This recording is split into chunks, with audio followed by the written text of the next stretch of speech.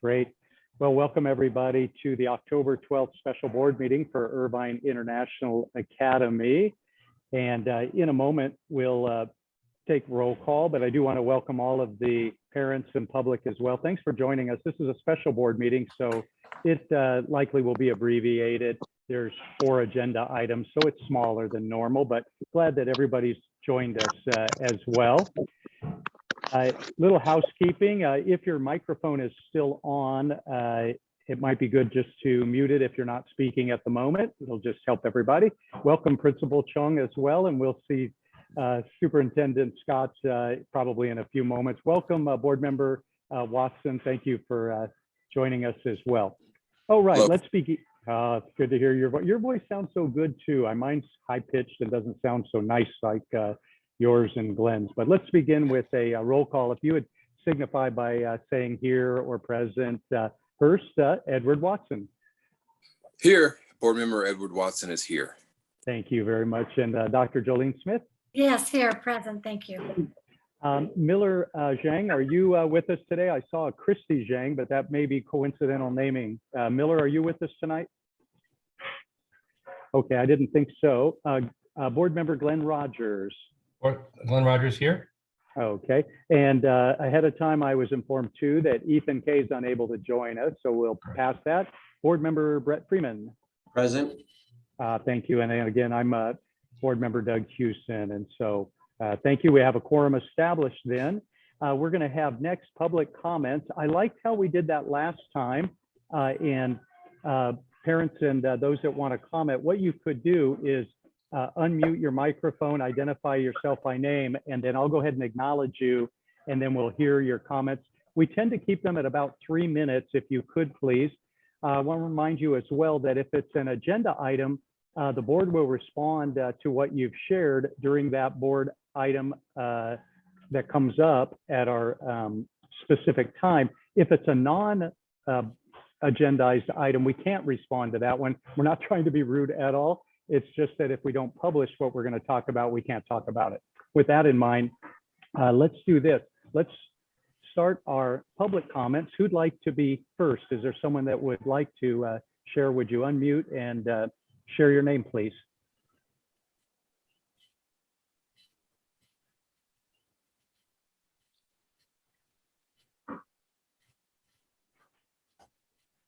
I see Edwin potentially, or the initials AK. Either of you have a public comment? I'm just going by what is unmuted on my screen. Okay, great. Just give another 30 seconds just in case. I don't want it to be hasty. There we go. Hi, Doug. Oh, there we go. Is that Victor? Yes. Hi, Doug. How you doing? Wonderful. Thank you. Yeah, please share with us your thoughts and comments. Yes. So one thing that was on the board agenda I saw was the hiring of the special ed teacher.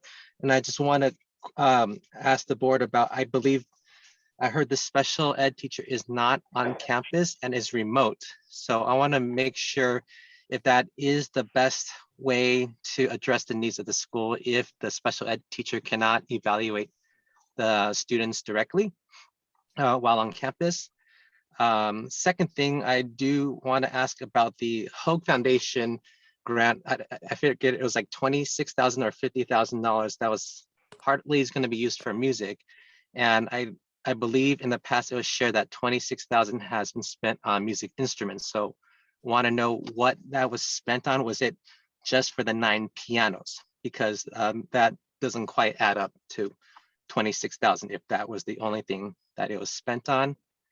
And that's it. Thank you. Thank you, Victor. And for sure, one of those is on the agenda. The second we can assign to make sure you get the answer as well. But thank you. Who else would like to be next? Please indicate by just stating your name and we'll acknowledge you.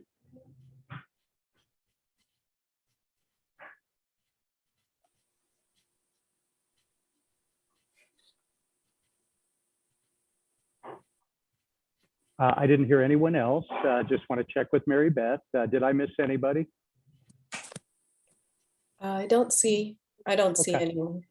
Okay, And if time permits, if we need to. Actually, excuse me. Oh, good. Tung, is that you? Yes, this is Tonyo McNally. This is not actually regarding as a procedure. Notice our last board meeting during the vote, you use a voice call. I think that since everybody's on remote, I think the correct procedure should be a roll call vote. So we know how each board member voted. So I'd like to have this corrected. Thank you. Thank you. And in this season, there is an exception allowing for the remote or Zoom, but we do record all the votes. And in general, they've been unanimous. And so Mary Beth will record who votes how. So thank you for that reminder. Though we're not in person, we'll still record the votes. Great. Any others before I move on to our board item agendas? We'll actually do our pledge in a moment. Okay, very, very good. Next up then is our Pledge of Allegiance, and I would love to lead that out. And if you would follow me, I'm going to place my hand over my heart and ready, begin. I pledge allegiance to the flag of the United States of America and to the republic for which it stands, one nation, under God, indivisible, with liberty and justice for all. Thank you, everyone.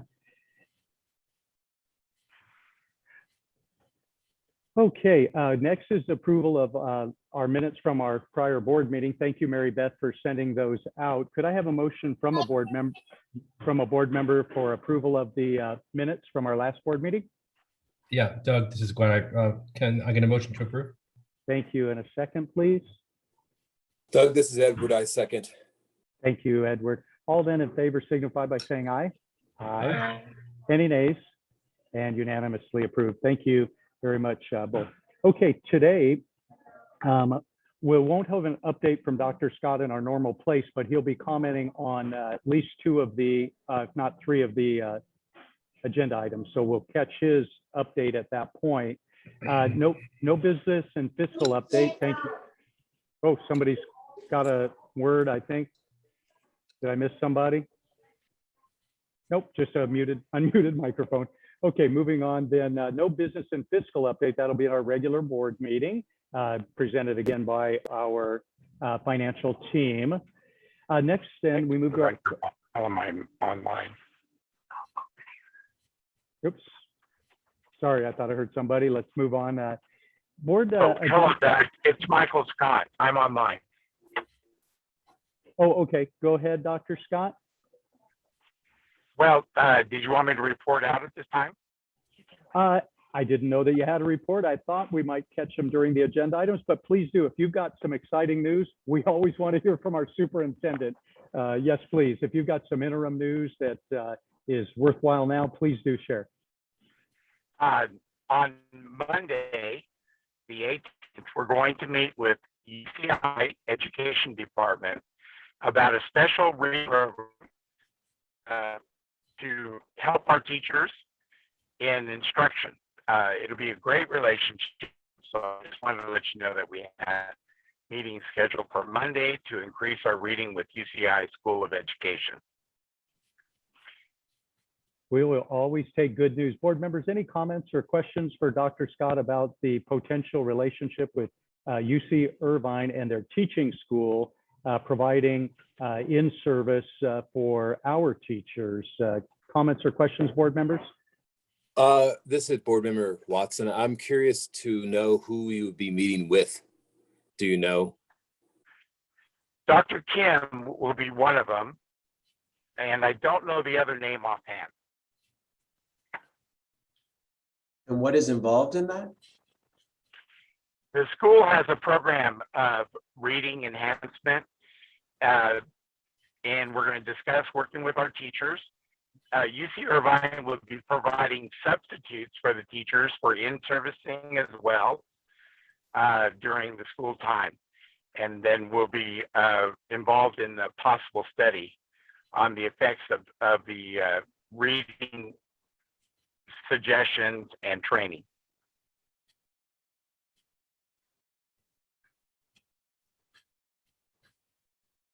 Is that something that teachers opt in for, or that'll be encouraged to After all? the meeting, after the meeting, we'll decide if it's one teacher, two, or all. We'll be excited, I think, as a board to hear back and what fruit there might be for our teachers, helping them improve their skills in teaching reading. Great. Thank you for that update. That was worth hearing. Always great having good news.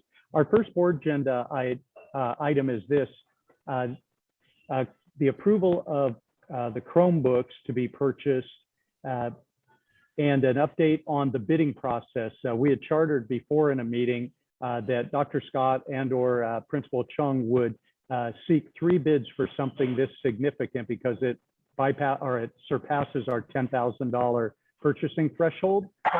They replied back with 3 bids they received, one at $34,000, one at $39,000, and one at $52,000. What I'll ask for in a moment after some discussion is a motion to approve the spending of the amount that we decide, and we may decide to allow them to go all the way up to the $52,000, the highest bid. That would probably be logical. But prior to that, what questions does the board have about the process? That's what we were most concerned about last time, or anything about the specific bids that we got the chance to look at. Sorry, go ahead, Glenn. Yeah, so I'd gone through all 3 bids, right? The piece that I think we need to be concerned with was this one was the size of that hard disk, right? If we're gonna be putting lots of software on this thing, or if it's just gonna be remote, then I think the 16 is probably fine. But if we're gonna be using it to actually install programs on it, then we're probably gonna need the 32 on it, right? And the difference in cost was relatively reasonable from the standpoint of doubling the disk. That is correct. It didn't seem that much. A lot of it depends on what's coming into the ports, what can be delivered. And some of the newer computers are being delivered automatically with 32. So 16 is fine because the program's usage is mostly for doing online work and internet access. But I agree, if it's not that much more for 32, I think that's an awesome opportunity. Just a comment about the process. Is that okay? So I totally, I think that, getting 3 bids is good, and that's what we should be doing. But I think overall, I'm not sure how often we're going to be doing these large purchases. It'd be good to get some idea on that. I think it would be helpful to understand what other charter schools may be doing in terms of purchasing equipment. I just did some searching to see if maybe there are some charter school group buying organizations or things like that we could possibly leverage. I did see a group called BuyQ that group purchases on behalf of charter schools. So I think this is always a worthwhile exercise to do that. I know we don't have anyone specifically at the school that does purchasing, but this is something that probably would affect other purchases that we have in the future too. And maybe worth exploring, for purposes of buying laptops. It wouldn't hold up my vote tonight. I'm not saying that, but I'm just saying just the process in general, because I think it puts a lot of pressure on Principal Chuang or the superintendent to go out and get 3 bids if their expertise is not in negotiating pricing for large purchases. Thank you, Brett. That's a great suggestion. And, Dr. Scott, that's something that we can ask of you in the future to look into the particular organization that assists charters that Brett could send to you. Second, thank you, Anna. Sorry, we had a little extra music. That was a nice little prelude. The second idea too, Michael, is potentially looking at the Orange County Board of Education, see if they have a purchasing services department. But in this one, we're right, in the zone here, and it's not a couple $100,000, but it's significant, but not super big, but whenever we get our next opportunity for bidding, let's do that. Dr. Scott, did you get some advice from our consultant, from Mr. Severino? I did. Just as a point of information, I owned a computer business in Fort Worth, Texas for a couple of years. So I think it's a great idea if I can find some more resources for cooperative buying. And if you have a name, I'll follow up.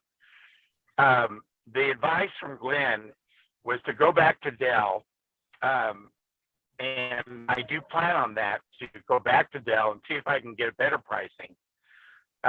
Since I have other bids that seem to be lower, because we bought it in bulk already from them, and then we see the advantage of keeping our business. Thank you for seeking that out. Lastly, is this a type of purchase that's reimbursable through our grant? Yes, it is reimbursable through the grant because it's a new purchase. And I might just mention now, PTO contacted me and said they applied for a grant for computers in August. So we'll see if there's not a second grant that can help us for that. But of course, we want to move quickly before prices go up again. Yep. Yeah, this is Board Member Watson. That was sort of my question, the two grants.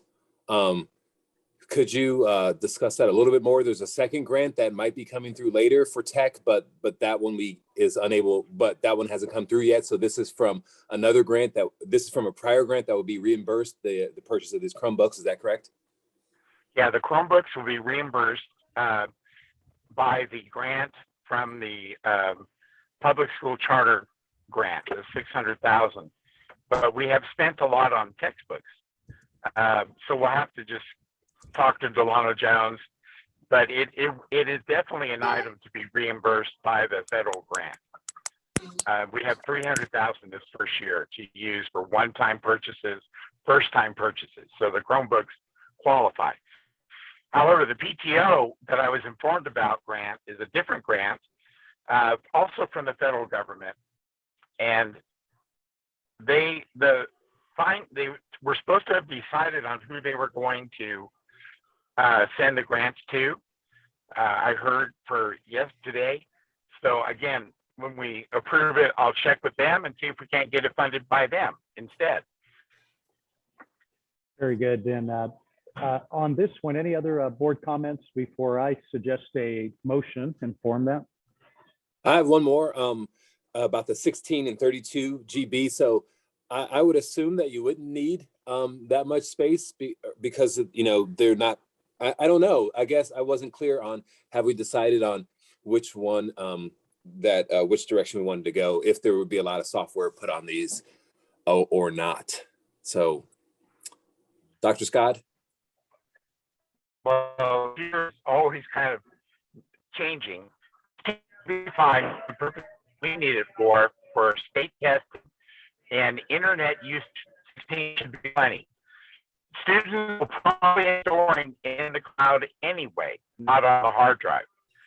But sometimes the 32 is only $20 more, which was surprising. So it's worth checking it for just $20. Okay, thank you. I see Principal Chung nodding that way too. And so together, I bet you guys can find the best for this application. What I would like to motion then is that as a board, we approve the purchase of the Chromebooks and give Dr. Scott and Principal Chung the ability to spend up to the highest amount, but pick the best value for our school. That value would be up to $52,000, recognizing it's reimbursable. That's a long motion, but thank goodness we have it recorded and Mary Beth can type it out afterwards. Is there a second that would like to? Second. Yeah, Doug, my question is, why are we authorizing up to 52 if we already have a bid that's at 38? My intent in the motion is just to give flexibility to spend what we need. If they spend less, I'm okay. But I'm okay if Dr. Scott says to us, nope, all I need is the 39. We can approve 39. Let's hit pause on that motion for a moment. we'll rewind it. Dr. Scott, do you need the ability to spend up to 50,000, or would you still be comfortable if we limited at the 39 to 40 range? Well, because the market is volatile, in other words, we bought those laptops at 20. By the time we could do it, it was 28. So you never know how fast they go up. But of course, the goal is to go as low as possible, and I'm going to press. And I've done business negotiations before with Dell. So I'm going to press to get it even less than what it is right now. I think Stephen, So the if possible. flexibility is a good. Go ahead, Dr. Scott. Go ahead. I was just going to say, Flexibility is good. because I know he's a little choppy. Am I still, can you guys still hear me? Is this Yeah. mine? Oh, yeah, no, we can hear you. Oh, I think Doug went out. I was just gonna see if Stephen wanted to weigh in on the size, the kind of computer, of Chromebook. Like, if he thought that, I understand we want to get the best one, best value, but I also just figured Stephen could weigh in on that as well if he'd like. But I think Doug might be out right now. No, I'm still Oh. good. Doug's here. Oh, okay. Sorry, I'm in the kitchen. Principal Chung, how do you feel about the level that we should set for a spending threshold? I And think we just the got a 3 Chromebooks in general. bids. Sorry, what was that? We got a 3 bids. They're reasonable, and we can just forward with a move forward. And also, we have a deadline, October 15 to meet because of the grant Michael just mentioned. Okay, and thank specifically you. if you feel good about that, then Dr. Scott, then well, let me ask Glenn. My original motion was to allow spending up to 52. Is that, why don't I go ahead and re-motion then that we allow the purchase of the Chromebooks as needed up to the highest bid of 52, expecting that we'll get the best value and deal. How about that for a motion? That makes sense. Could I ask for a second? Okay to second it. Thank you, Brad. And all in favor then signify by saying aye. Aye. Aye. Any nays? Okay, unanimously carries. Thank you. Great discussion. Number 2 is something that we missed with our accountant earlier in the year. Both Principal Chung and Dr. Scott had contracts in the prior fiscal year, but our money did not become available to pay them until May. And when it did, Athena, our accounting office, was not prepared to do payroll yet. So we missed payments first for Principal Chung, who came in for a partial month in June, and then we missed all of May and June for Dr. Scott. Of course, both had worked for months and long hours way beyond that, but that was the first moment that we actually could legally pay them because we had income. Today, I want to have some discussion if needed, but I think we've discussed this prior. I'm going to make a motion in a moment that we approve the paying of their back salaries in the amount for Principal Chung of $6,999.60, just under $7,000. That was for a partial pay based on his annual contract. And then for Dr. Scott, we missed 2 months, the months of May and June. The total of his payments would be, give me a moment. That amount would be 2 months at a total of $23,233. Those are what I want to motion in a moment, but let's hear some discussion on that if anyone had missed our prior discussions about that.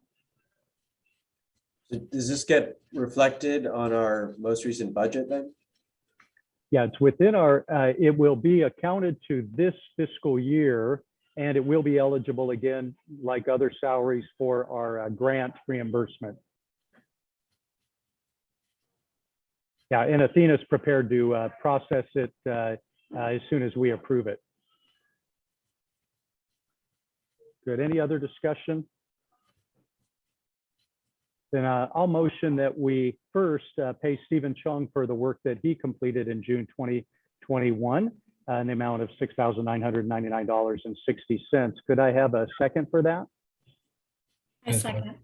Looks like Dr. Smith got on the box scores for that. All in favor then of that motion signify by saying aye. Aye. And any nays? And motion carries. The second motion is separate. Pay Dr. Scott for his work done both in May and June 2021 in that amount of $23,233. Could I have a second for that motion? Second. Thank you, Brett. And all in favor then signify by saying aye. Aye. Any nays? Motion carries. That brings us to number 3. We'll need a little bit of discussion on this one. We had some parents raise up the opportunity that might be afforded the students if we had more assistance in the classroom. I wanted to hear some discussion, so I agendized the idea of what if we allocated some of the money that will be surplus at the end of this year. You know, we're scheduled in our budget to have reserves of roughly $30,000. So I wanted to just discuss tonight. If we take action, great. If not, that's okay. The idea of allocating $25,000 for assistance that could assist in especially the morning programs. Principal Chung, would you be able just to discuss the value proposition of that? I know it's not a lot of money, but what would it mean to you or the teachers to have just at least some money available for assistance? Would you share with our board, please? Okay, so my understanding is that we have 32 students in lower class 2, and since we're a brand new school, everyone was new, including our teacher. So it would be really helpful to have extra staff to help with the supervision in each classroom, which I think is a valid concern from parents. If we could afford it, we truly appreciate that we can hire extra classroom aide in each classroom. And I also had the conversation with our PTO. They'll be willing to help to hire 3 classroom aides to help our school. So I think that would be a good decision. Board members, would you give some questions or thoughts and reflection with Principal Chong and Dr. Scott on the topic? So Doug, the question I have is with the 25, it's not a lot of money, right? With respect to aides. So how far does that get us? Does it get us 2 months, 3 months of aides? My understanding is that for each classroom aide, it will cost us around $13,500 for a year. For the year? Yeah, because they're not full-time, they're part-time. Okay. It'll be 5 hours a day from 8:30 to 1:30. Okay. So that is, you're saying roughly maybe we can get 2 more aides, and this is in addition to the 6 aides that the budget already allows, and also in addition to the 3 aides that the PTO is trying to support or present. So that would be a total of, I'm guessing, 11, right? 6, 9. Currently, we have, yes, currently we have 12 classrooms. Yeah. And in our 5th grade, we have 15 students. So I think in 5th grade, that one class, we don't have to hire classroom aide. But in other classrooms, we have up to 30 students in each classroom. So Stephen, My other, sorry. go. My other question is just, so this part, so it's an extra 25. I know we need aides in the classroom. It's helpful for the teachers and students and everything. Like this extra money, is this going to come from, or you said, Doug, that it's like this extra that's allocated at the, that would be left over. I mean, what are the chances or possibilities that we might need that? I mean, is that going to put us in a tight bind, I guess is my question, is if that can be answered financially. Yeah, it's a little bit of a future question. Our budget is very conservative. And so the idea would be to take that predicted extra 30,000 that will be net profit, if you want to consider it that way, reallocate it to the line item, reallocate 25,000 to the line item for classroom assistants or aides. Contingencies built within our budget, but we have the ultimate contingency as well. We have a line of credit if we need it. For a charter like ours to balance the budget the first year is truly amazing. It's unheard of. It's generally organizations like ours in the first year of a charter would run several $100,000 deficits. So I'm thrilled that we're going to be slightly profitable. And we do have contingencies built in our conservative budget. In other areas, we don't have to spend if we saw things moving off track. And so I'm pretty confident that it would be a great move in our first year to build high quality and give our principal the tools. I was unaware that our PTO was willing to contribute money to this endeavor. And boy, we pull both of those together. I think we've given the resources and tools that parents would like and our principal advocates for. So yes, I think our budget is fine. If we determine to allocate 25,000, that gets us 2 from us in addition, and then whatever the PTO can add in as well. Any thoughts on that, Principal Chung or other board members? I have a comment, Doug. Principal Stephen, evaluating the teachers, being involved in their classrooms, keeping a finger to the pulse. And I would suggest that we follow with his suggestions. He feels that we need more aides in the classroom. I just want to second that. I agree. I think you can hear me because Doug has frozen on me now, and I don't think it's me. So if you can hear me, I support. And I think, yeah, if there's any possibility we can have extra money to go to aides, we should try and do that. Principal Chung, do you know the dollar amount that the PTO is willing to commit? I don't have the exact number, but That's okay. I That's think, okay. yeah. Mhm. We from the board's perspective, we can make our motion, and then however generous the PTO can be will be a great addition. But I'm so glad. Thank you for enlisting that group of parents in this endeavor. It seems to be the #1 priority. Well, with that, any other comments before I ask another board member? I might allow Board Member Watson to make this motion because he seems to be a proponent of it, and I heard the excitement in his voice. But Yeah. Brett, any comments from you?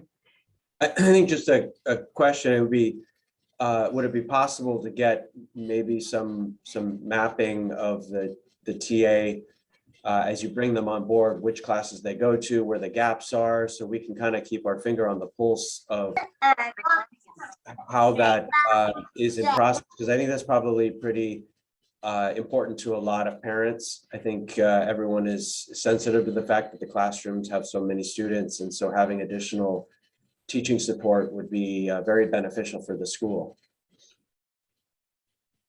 See Principal Chung nodding on that, and so we'll ask for that update at a future board meeting, maybe about 2 months out. We'll get a little bit of reflection from him on how it's going, and then how they've been allocated as well.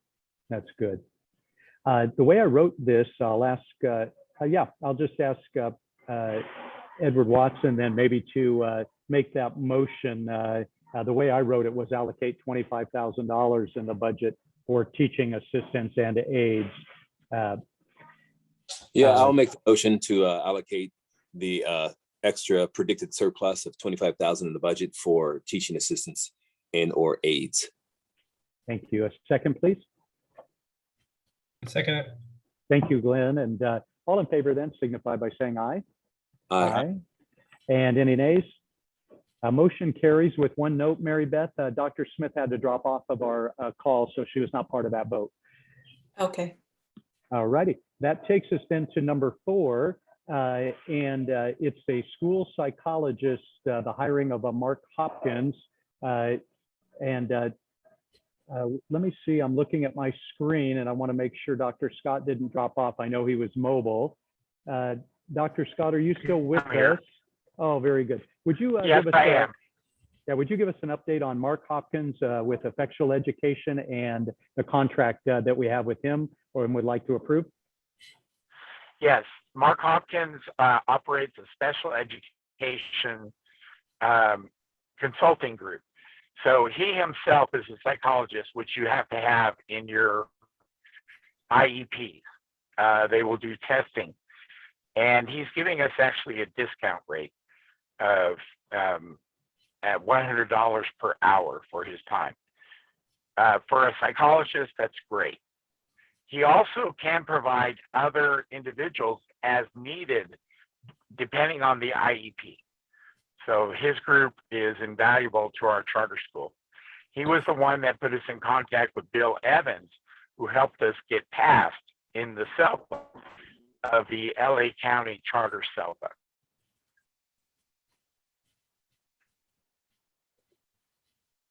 Forgive me, I was on mute. Board members, thoughts or comments for Dr. Scott regarding the hiring and the type of contract we're establishing with Mark Hopkins? By the way, is this an hourly contract? And then I'll ask for board member comments. His time will be hourly, and so will be others that come on, and they will be independent contractor status, just as we need them. So can you answer the earlier question about being off-site versus on-site? That'll be the next one. Yeah, I think that's for the next person, Brett. Okay, but for the school psychologist. Thank you. Oh, school psychologist, he could attend. He is local, actually, in Orange County. Often, though, their participation can be by Zoom now. We've kind of changed the environment of the convenience of. So is He everything, probably wants to have an internet on site when he does the test. I'm so be in for some of that. Could you repeat that one more time? On-site versus off-site, Zoom, the different options? Yeah, Mark will do both.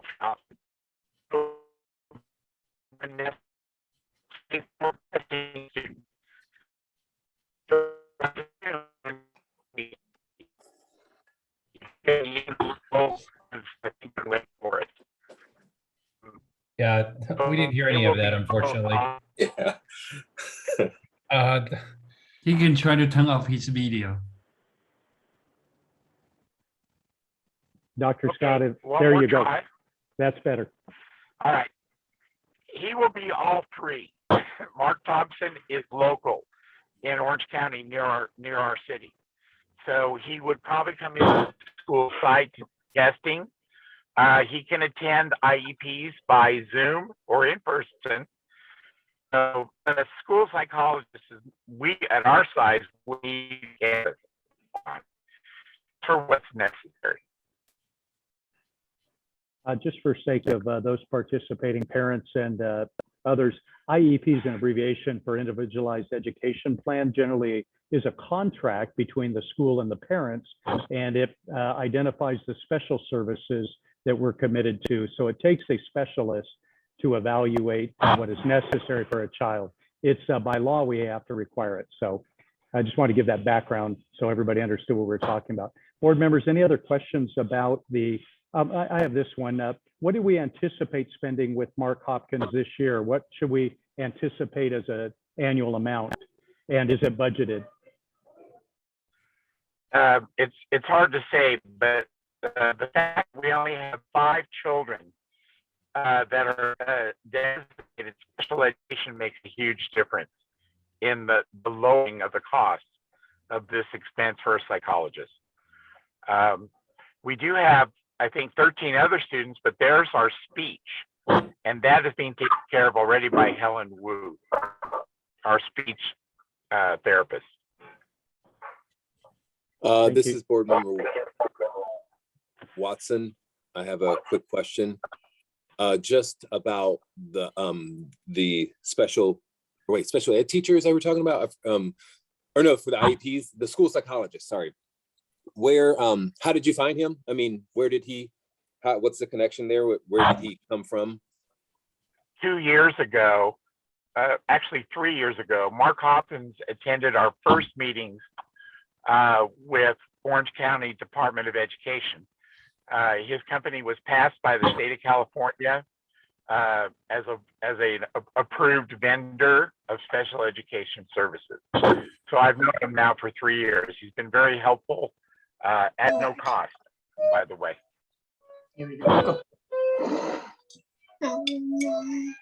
Oh my goodness. How do we use Mark? How are we planning to use Mark? Our special education teacher will hold IEPs. If and when we need a school psychologist, we will call Mark and say, Mark, we need you to attend this. At that point, he would join the conversation in the role of a school psychologist. Okay, so this is, so if a student is having a psychological issue though at school, are we engaging in this or would he not be engaged? No, he's not really a therapist. He's more an evaluator for the purpose of writing the individual education plan for delivering services for special education. Okay. Okay.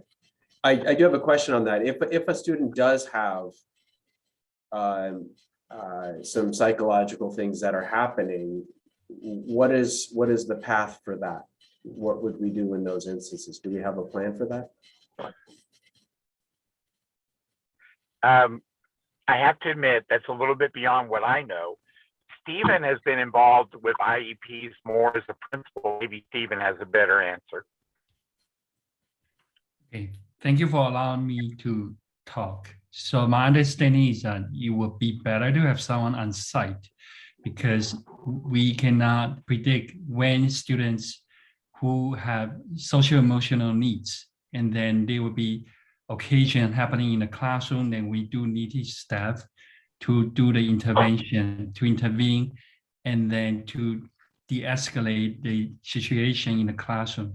So my suggestion is that we better hire someone who can be on site. Not he or she doesn't have to be on site every day, but at least we know based on the need we have from our students could be 1 or 2 or 3 days a week. So that would be my suggestion. Well, this person lives close by or is close by, and that was Dr. Scott said. So why couldn't this special ed teacher or the special ed teacher be on site, Dr. Scott? Okay, I think we're mixing two different people now. We're not talking about a special education teacher. We're talking about a school psychologist. That's right. School psychologists do testing and make recommendations. That's not the same thing. Elementary schools do not have school psychologists on site. The district may have a school psychologist and they'll send them for IEPs. Then the IEP will determine the care.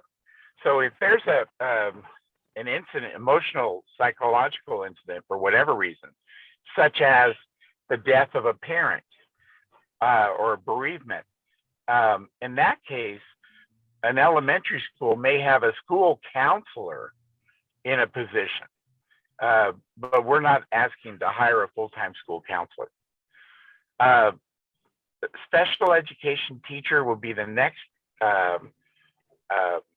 item, and I'll save my comments about that for then. Right, so thank you. So, Stephen, is that who you meant? The school psychologist should be on site, or were you also getting mixed up? Well, school psychology can also provide the services for those students who need. That's my understanding. Not only have to do the evaluation, but also to provide the services for those students who need social emotional support. Mhm. Oh, I see. So you're saying you want, you're suggesting the school psychologist should hit this person's role should be expanded. not just to write the IEPs or to provide outside sort of consulting. It should be a larger role for the school psychologist. Yeah, because during the pandemic, my former school psychologist, she offered all this social emotional support, not only for students, but also for staff. And right now at the school, there's no one to offer that support. No. So we really have a couple of things going on. One, it sounds like there's a need for, as Principal Chung said, support on site for the children, particularly with the heightened anxieties probably that are happening during pandemic season. This first one, though, I think is a bit of a niche. If we can buy the services piecemeal that we need of a psychologist coming in to comment on IEPs, it's probably something worth approving. If we never use them, Michael, if we don't use them, are we at risk? Do we have a baseline pay we need to give them every month? No, we do not have a baseline pay. It's just as needed. But if an IEP called for some kind of extra services or an event, I would have no problem calling on Mark Hopkins to come in and do special services. He would be contracted already, so that would be an appropriate use of extra time. Sure. Yeah, so I think that this first one, and then I'll take us to our last item, is if we would like to allow our superintendent to engage Mark Hopkins with a hourly contract at $100 an hour as needed. I think that solves a small problem. We're recognizing we're not solving everything today, but that one by law we have to have, by the way.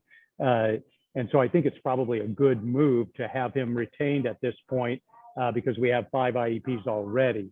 Any more comments on that? Because then I'll probably lead a motion to approve a contract with him, an hourly contract. Any other thoughts on just the role of a psychologist, Mark Hopkins?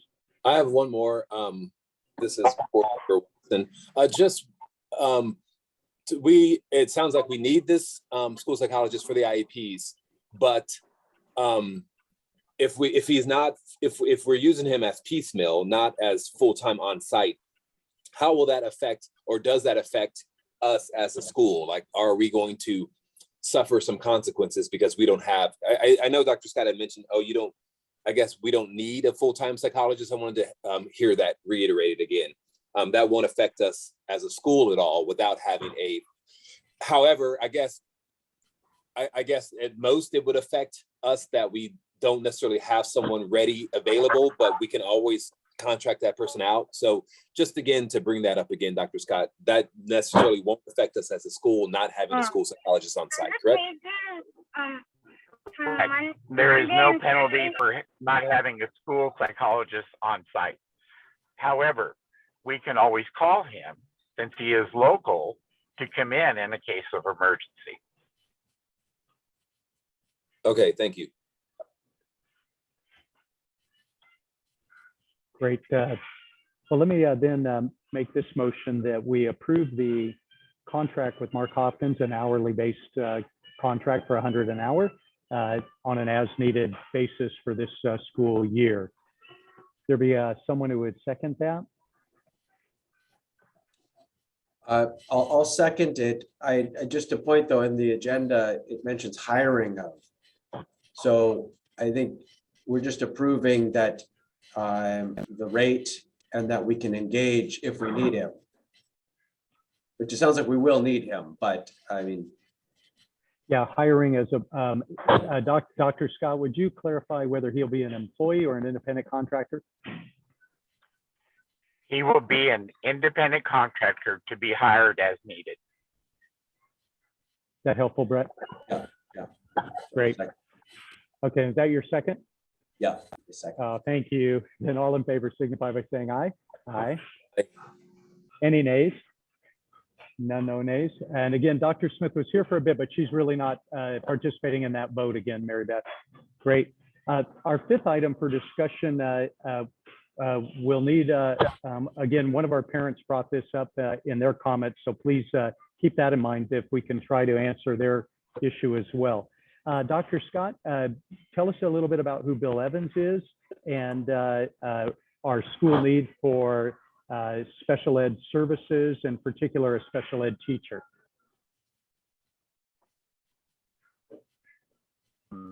We've been through the process to start our school twice. The first time when we met with Orange County Department of Education, had a whole committee there, and it was a meeting to determine our ability to operate the school, called a capacity. The special education questions came fast and furious, and frankly, we weren't as strong in answering that. And that was probably part of the reason we were turned down first time through. The second time through, Mark Hines provided the name of Bill Evans, been a 20-year special ed teacher in the Long Beach School District. So when he came on the second time through in the capacity meeting, they asked one question, which he answered early.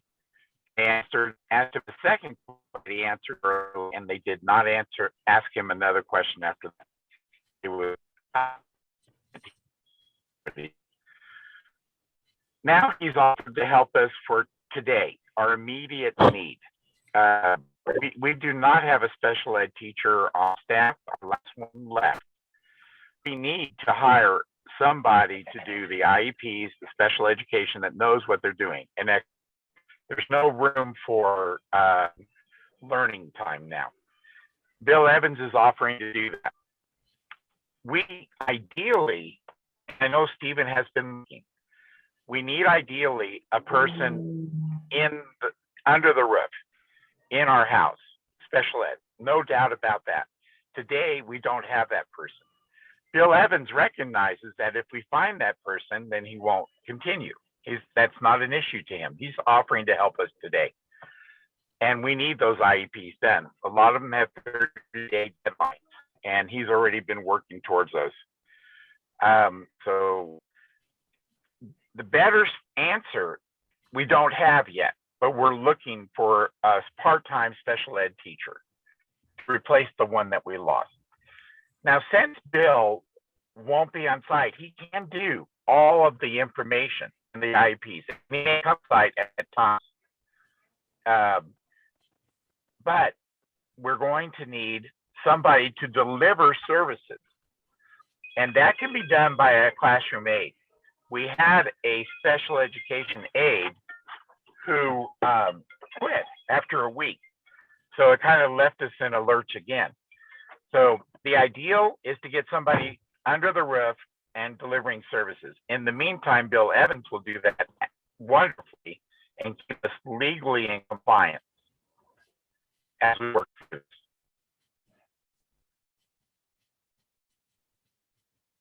Board members. So let me, this is Board Member Watson, let me get this straight, because your connection's not that great, at least on my end, but it sounds like you're saying you agree we need someone under the roof, and you are going to be actively looking for someone under the roof. But right now, this bill is a stopgap because we do need someone to write the IEPs and to, I guess, work in concert with the school psychologist potentially. So you are suggesting that we hire Bill to be a stopgap.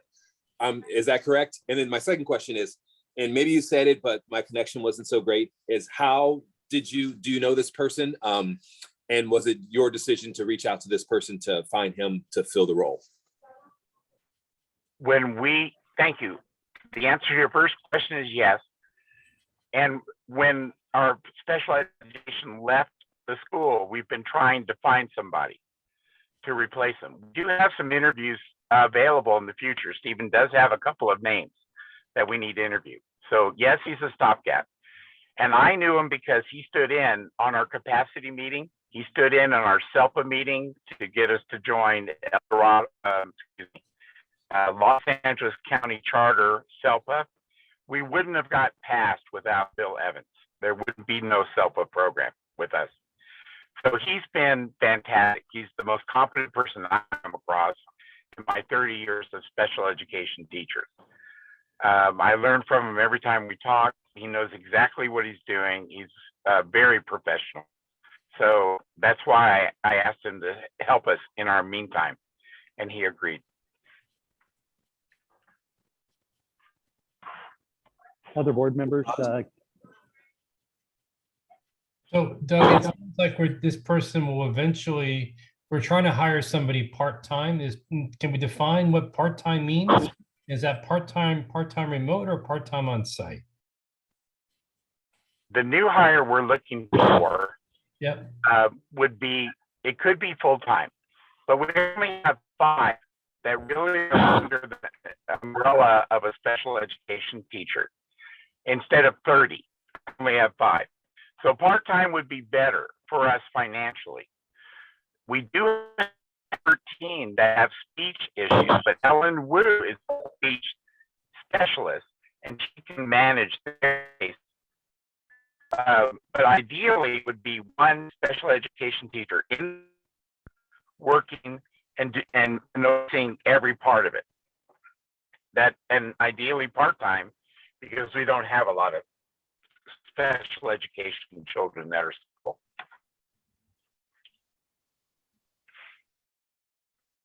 What is the cost of this? Bill Evans is $70 per hour. And he will turn in his hours. And for now, it would be similar to the school psychologist. This would be an independent contractor that would come as needed, or because he's a stopgap. Is that correct? An independent contractor. An independent contractor has to provide their own insurance. An independent contractor has to create a business with the state. Those are big costs. Wouldn't be this time money because he's expecting to do a huge amount of hours. So he would be as an employee.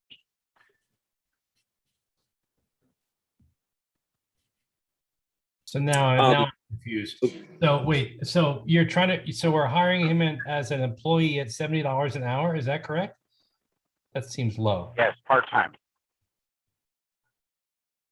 So he's an employee that's. If he had been So hired Michael, through Mark Hopkins, it would have been $100. So can we define part-time again? Are we talking about 20 hours a month, 30 hours a month? Less than 20 hours per month. In fact, with only 5 students and over 13, yeah, less than 20 hours a month is my expectation. Oh, 1,500 I a have month. one more question. So just like before with the school psychologist, would this put the school in any potential hot water that would have a stopgap instead of a full-time on-site person for now? If we were to, be brought up against or to be, evaluated in some form, would that cause any concern? Bill Evans has been in contact already with the LA County Charter SELPA, and this is not a problem. We will need to have a special education aide under our roof, though, to deliver services.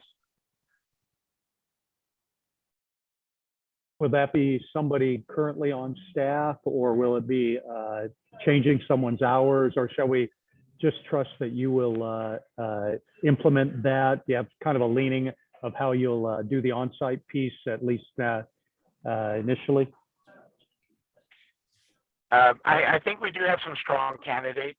I would like to involve Bill Evans, though, in that process so that he finds a person he feels he can work with.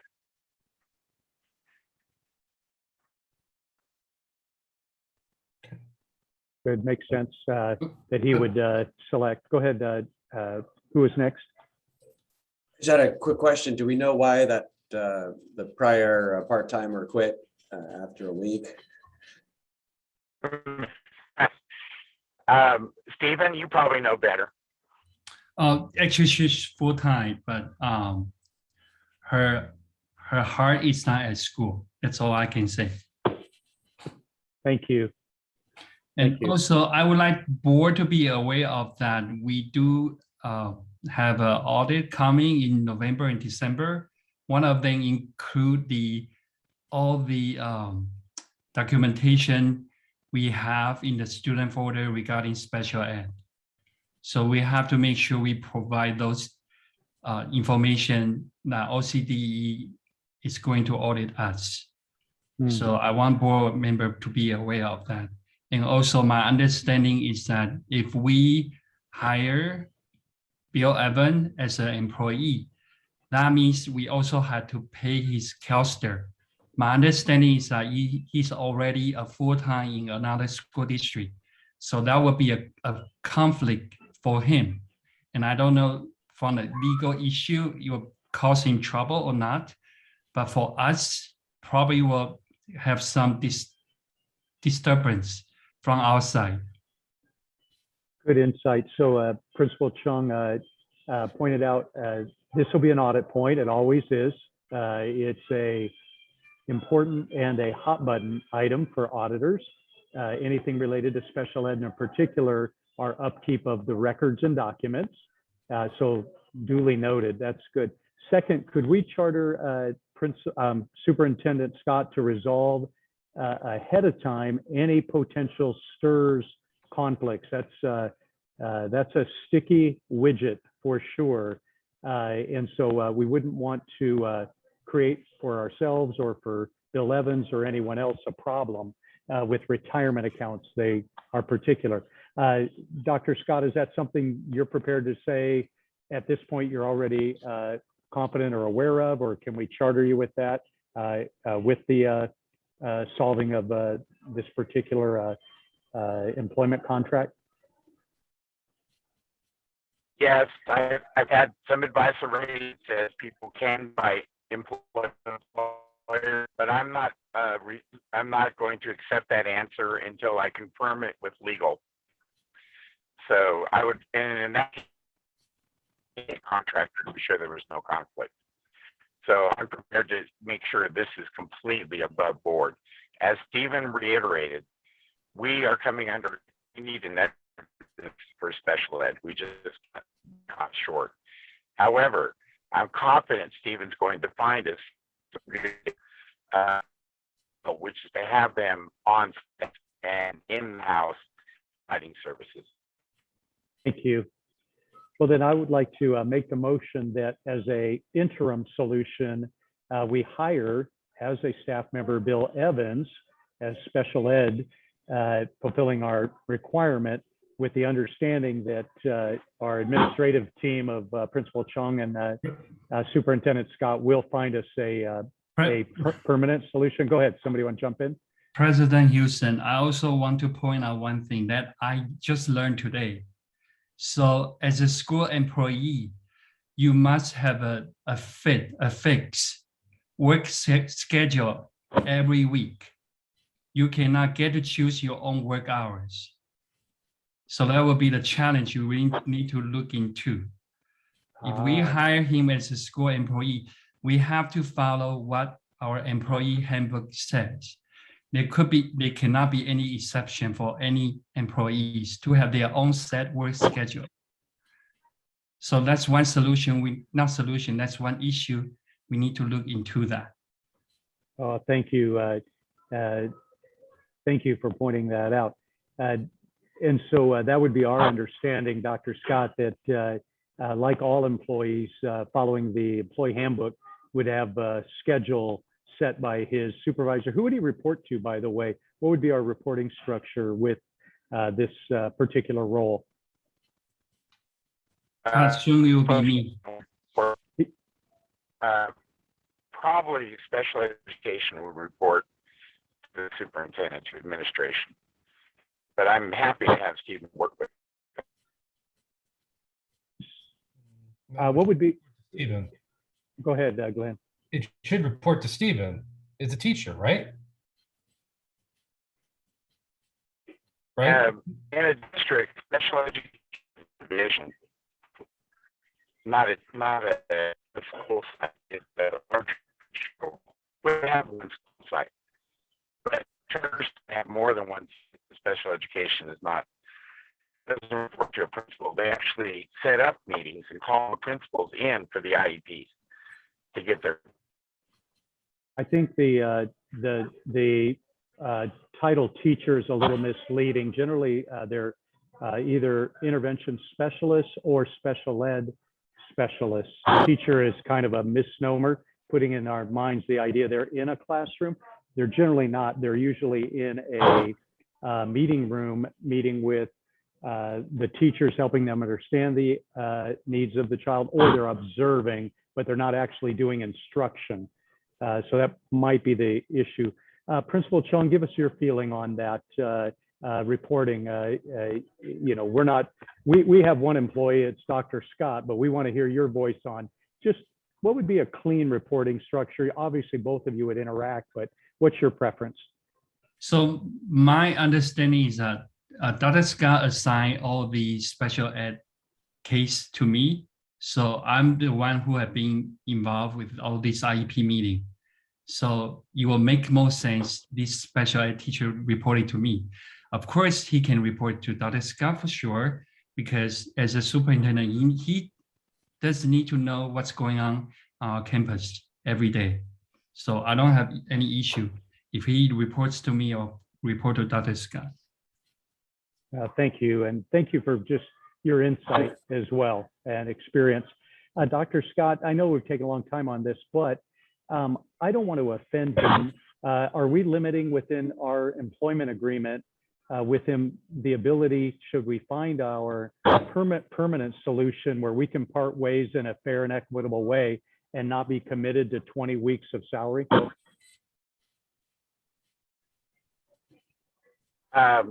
Yes, Bill knows that if we can find placement, and it was sent in actually a text today between Stephen, myself, Bill, that his position would stop equitably. He's fine with that. If we can find a replacement that we really need, the right person. Okay, yeah. I just didn't want to be paying two all year long if we found somebody that we did. And I know you've had a long relationship. Let's make sure we write the contract in that way. And of course, I'll be seeing it before actually signing it. Board members, any other thoughts? It sounds like this one solves a needed legal issue that we have to because we lost an employee. It's an interim solution, but any other thoughts before I make a motion? Can he not be a contractor? I don't know, did that come out? In this role, he cannot be. Yeah, I don't think he's set up as a corporation to enable him to be. I think that's the problem, Brett. Yeah, you're right, Brett. He could be, but in his particular situation, he would have to scale up a company to do that.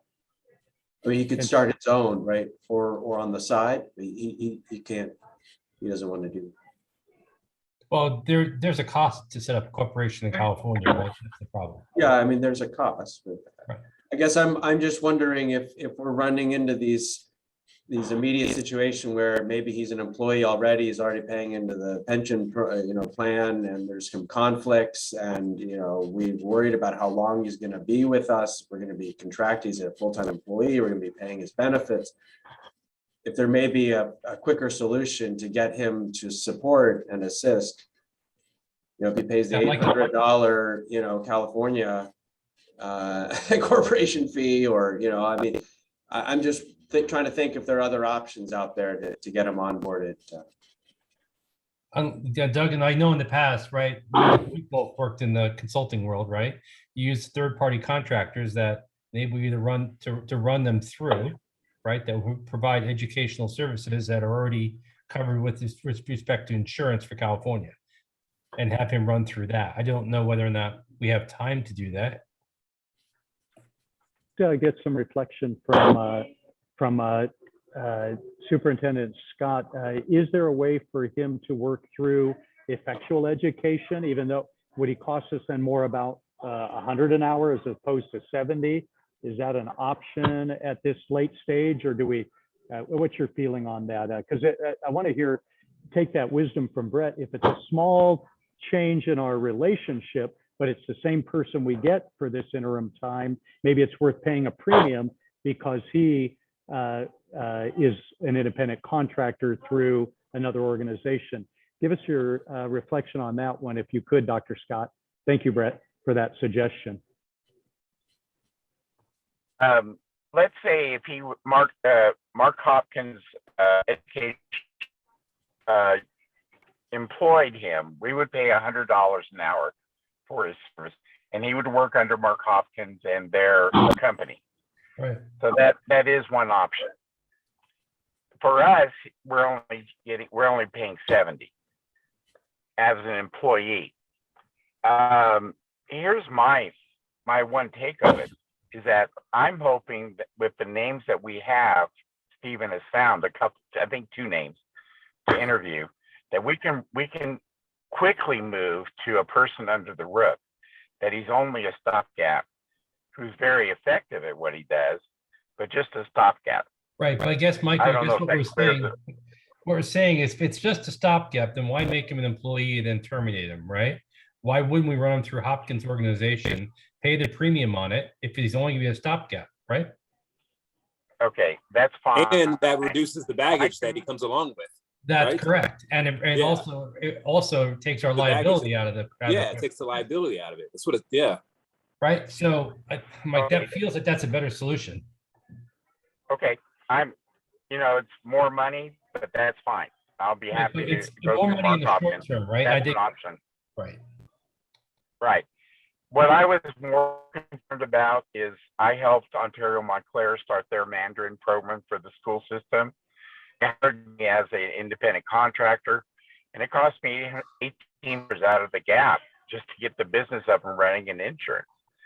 And I didn't want to do that to him when we are just using him as a stopgap. I didn't want to waste all his money on that. So I think he'd be fine being paid through Mark Hopkins. It's more money for us, but maybe it's more clean.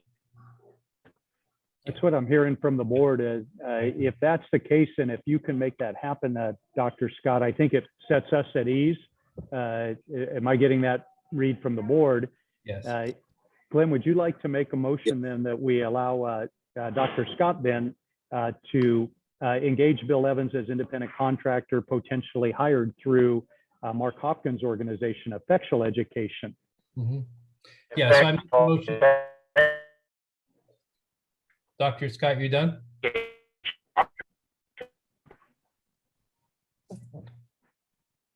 Dr. Scott, do you have any more questions? No, go right ahead. Okay, great. So Doug, I make the motion to enable him to be processed through Hopkins organization up to the salary of $100, and we'll basically enable that if that will work with Hopkins. I know we haven't had that conversation, but that markup should work, right? For him to be able to process the paper, right? And the additional liability insurance they'll have to cover to bring him on for short term while Stephen is in the process of trying to find somebody under the tent to solve the problem long term. Make sense? Makes sense to me, and I'll second that motion. Okay. All in favor signify by saying aye. Aye. Aye. Any nays? Wonderful. Thank you, and board, thank you for the robust discussion and solution seeking. I think we came to a really great solution on that, and hope we honored the question early on from the parent on this topic as well. And if not, please reach out to Principal Chung, and we'll continue on to make sure we satisfy your desire on that one. Great. In our agenda, then we come to any board recommendations. If there's anything to share with our superintendent and or principal. I would just pose the back to the school psychologist issue, in terms of how we're thinking about addressing that with kids beyond the IEP, just with social or mental issues or things. We should have some methodology and how we work with that. Thank you. Let's charter then. It may not be within the 2 weeks, but certainly within the next scheduled board meeting, if together, Superintendent Scott, Principal Chung, if you come back with a brief presentation on what's needed and the best approach to the emotional issues of our children on campus. that phrased fairly well, Brett? Good, good. Great recommendation. Any others before make a motion for adjournment? Okay, I'll make a motion then for adjournment of tonight's meeting. May I have a second, please? Okay. Thank you, Glenn. And then all in favor of adjournment, please signify by saying aye. Aye. Meeting adjourned. And again, parents, thank you, especially parents. I see dozens and dozens on. And before we hit the end of our recording, let me just say thank you. We appreciate you. Your involvement is making our school truly great. Thank you again. Mary Beth, we can end the recording. And board members, we'll see you online individually or otherwise. Thank you for all you do.